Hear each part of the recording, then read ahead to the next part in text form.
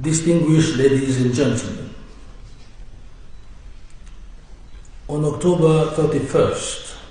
2019, the President of the United States of America informed the Congress of the United States of his intent to terminate the designation of Cameroun from the list of the beneficiary countries of the African Growth and Opportunity Act, AGOA, as of January 1st, 2020. This decision, according to the U.S. Head of State, is due to the fact that the government of Cameroon currently engages in gross violations of internationally recognized human rights. Moreover, and still according to the President of the United States, our country is criticized for failing to address concerns regarding persistent human rights violations being committed by Cameroonian security forces, including extrajudicial killings, arbitrary and unlawful detention, and torture. In this respect, it should primarily be underscored that the government of Cameroon considers that inasmuch as Cameroon's eligibility for AGOA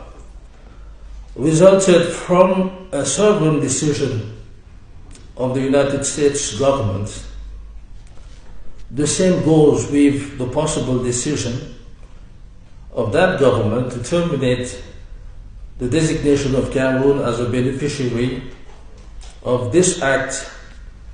falling within the confine of an act of sovereignty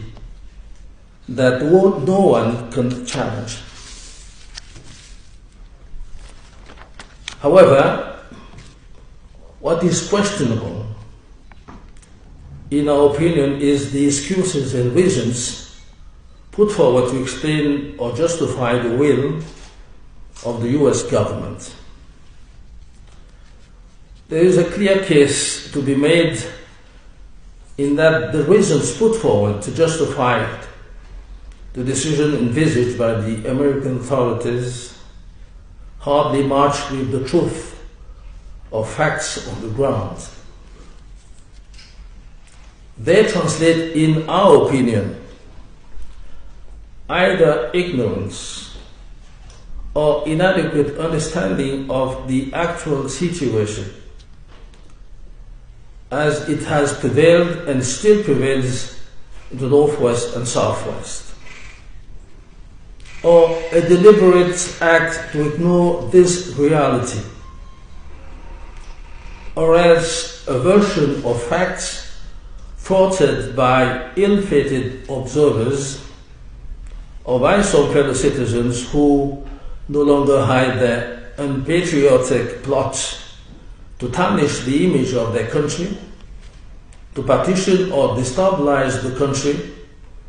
and also working to undermine Cameroon's friendly and cooperation ties with its foreign partners, including the United States of America.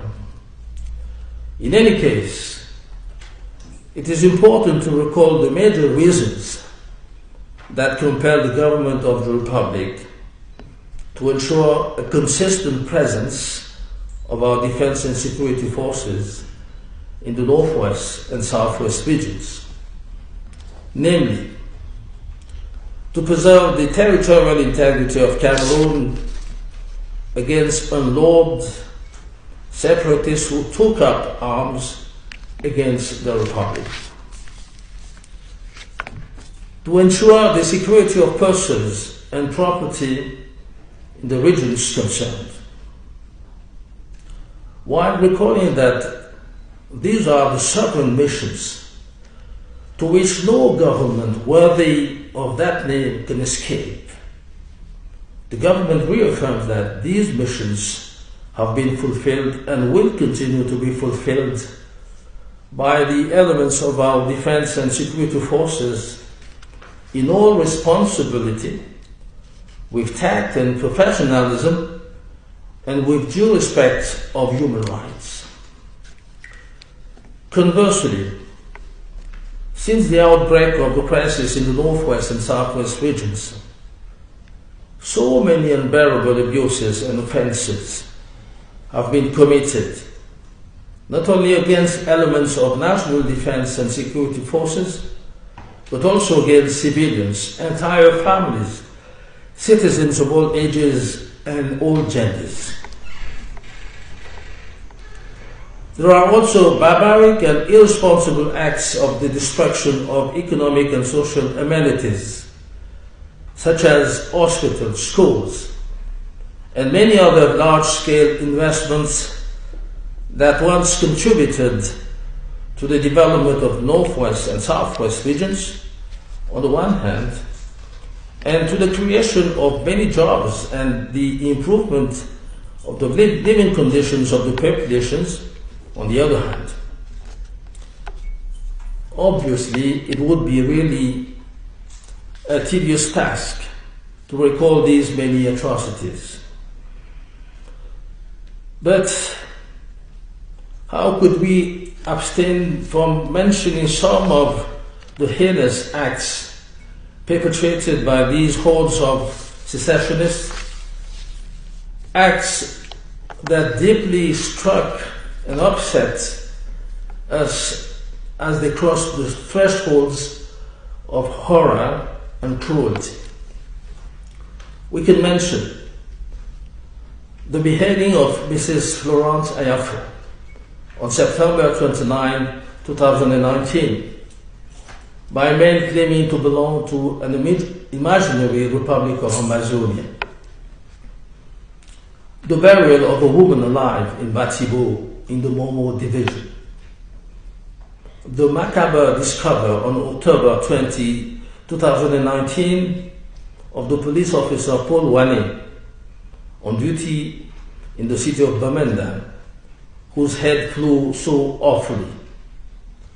The fire incident at the Kumbash District Hospital a few months ago, leaving 4 people dead,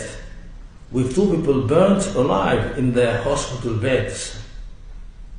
The fire incidents recorded at the Tole Health Center in the southwest region in the night of October 30th to 31, 2019, which resulted in huge material damage. The establishments of ghost towns and the boycott of schools and hospitals, which is depriving hundreds of thousands of Cameroonian youths from having access to education and the right to education, as well as depriving the vast majority of the population of access to basic health care. These are the facts, to name just a few, as horrific and harmful as they may be to the families, to the population of the northwest and southwest regions, and to Cameroon as a whole. Faced with these situations, one would have expected the world's greatest power to add its voice, one of the most important in the world, for that matter, to the wide international disapproval and the string of condemnations that these shameful and heinous acts have caused. In fact, how can they, on the one hand, accuse the Cameroonian defense and security forces of human rights violations, as well as the government of the Republic,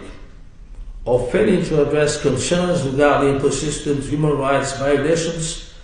being committed by Cameroonian security forces, including extrajudicial killings, arbitrary and unlawful detention and torture, and on the other hand, remain insensitive and silent in the face of unspeakable atrocities committed on a daily basis by secessionist armed groups in the Northwest and Southwest. Similarly, how can we imagine that a Republican army, conscious of the exigencies of its mission and fully aware of its responsibility with regards to the protection of its citizens and their property, and in the difficult conditions that we know, and more importantly, at the cost of heavy sacrifices, may deliberately and paradoxically inflict inhuman and degrading treatment to population it is called to defend, protect, and secure. To believe it, to think of it, to affirm it, as is clear from the accusation of the President of the United States of America, is nothing less than an unfair trial against an army that has always, as we affirm it unambiguously, assumed its mission in strict compliance with the conventions and the essential rules imposed by the exercise of the military profession, even if we are here faced with a case of asymmetrical confrontation between a Republican army entitled to the legitimate use of force and lawless armed bands who took arms against their country and the Republic. The incrimination, even the stigmatization of our defense and security forces are all the more incomprehensible because, in addition to protecting the citizens, they are involved in many civilian military actions for the benefit of the population in the regions concerned. Without being exhaustive, permit me to name a few. Reconstruction of bridges, hospitals, and other buildings destroyed by secessionist separatists. Similarly, most elements of the defense and security forces with multiple qualifications are deployed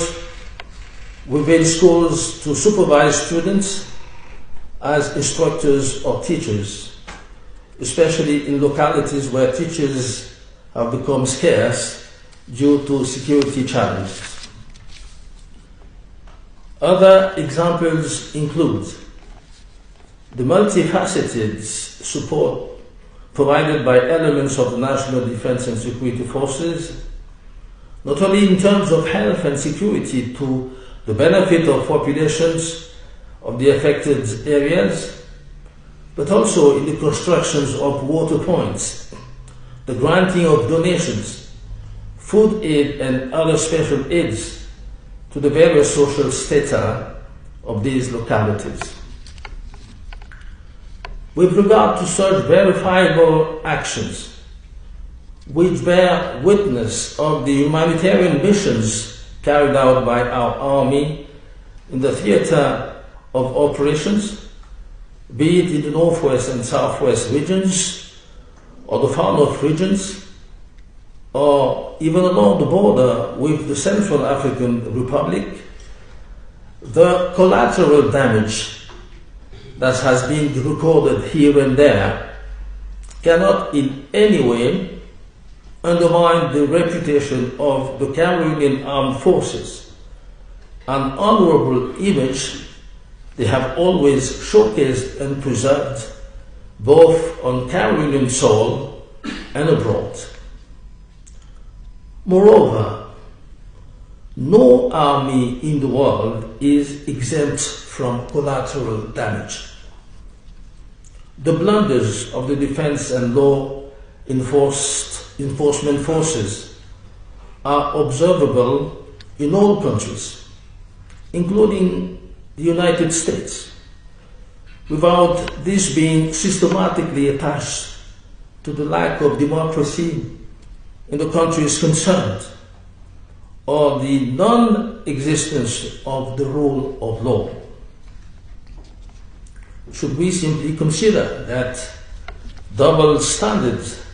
are being used to judge democratic progress of states? In other words, what is true for some is not necessarily true for others. In this respect, the government of Cameroon believes that there is a real danger to the harmony of international relations in trying to establish the primacy of some NGOs or lobby groups in the appreciations of social and societal facts, and particularly in matters of respect for human rights. Cameroon, as far as it is concerned, is and remains a rule of law, and on the African continent and in the world has every reason to be proud of its progress in the field of democracy, and more specifically in the respect for human rights and freedoms. That is why the government of the Republic once again categorically refutes the accusations against the Cameroonian armed forces and calls for more discernment on the part of the American authorities so that they reconsider their excessive judgment, which moreover seems to conceal or underestimate the horrendous atrocities perpetrated by the humanized hordes of separatists and emphatically overwhelm the Cameroonian Defense and Security Forces, who, however, carry out their duty and nothing but their duty at the service of their fellow citizens and that of the entire nation. It is a cause for regret that the government of Cameroon cannot hide its astonishment at the absence in the communique of the President of the United States of any reference to or even condemnation of the countless and unspeakable atrocities perpetrated by the armed bands of secessionists in the northwest and the southwest against both our forces and an innocent population, even though this can be evidenced by many image and video documents available, especially in social media. In any case, and beyond recriminations of all kinds, the Cameroon Defense and Security Forces protect the populations, work to ensure good order, free movement of people and goods, while ensuring that individuals who are authors or suspected of committing unacceptable acts of violence that violate human dignity and rights are brought before judicial authorities. Finally, the government of Cameroon wishes to reaffirm here, through my voice, all the interest and commitment it attaches to the friendship and cooperation ties between Cameroon and the United States of America. These ties are old and mutually beneficial. They are rooted in a base of values that we share, including the centrality of human beings and the commitment to human rights. We particularly want to commend the quality of these ties, which have in particular been reflected in recent years by military and security cooperation, which contributed to a great extent to the strengthening and effectiveness of the fight against Boko Haram in the far north of Cameroon. With special regard to AGOA, Cameroon has benefited over the years perhaps not to the extent of the facilities that this offer contains, and mindful of our potential. Meanwhile, the government believes that AGOA is a highly valuable and valued initiative whose essential purpose honors the United States and gives meaning to the quite commendable role that the greatest economic power of the world has set for itself through this instrument that is helping less favored countries in their development process. AGOA is a gateway to the vast US market of opportunities, and Cameroon intends, as far as it is concerned, to continue